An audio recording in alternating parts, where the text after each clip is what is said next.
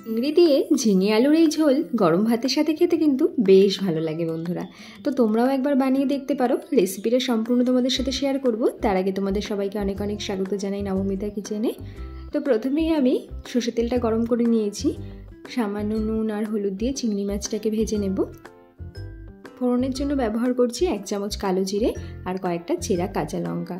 ফোড়নটা হালকা ফ্রাই হয়ে যাওয়ার পর দিয়ে দিচ্ছি পেঁয়াজ। 2টো মিডিয়াম সাইজের কুচনো পেঁয়াজ নিয়েছি।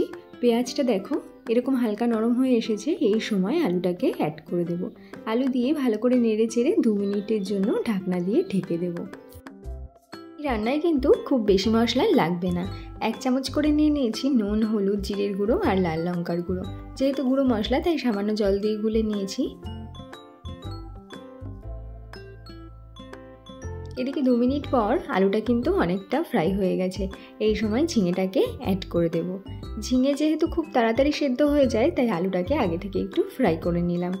তো এখন ভালো করে মিলিয়ে নেওয়ার পর দিয়ে দেবো 1 চামচ হলুদ আর 1/2 চামচ নুন। নুনটার পরিমাণ এখানে কম দিলাম কারণ মশলাতেও কিন্তু নুন ব্যবহার করছি। তো আরও একবার ভালো করে মিশিয়ে নিয়ে ঢাকনা দিয়ে ঢেকে দেবো 5 মিনিটের জন্য। 5 মিনিট পর দেখো ঝিঙেটা অনেকটাই সফট হয়ে গেছে।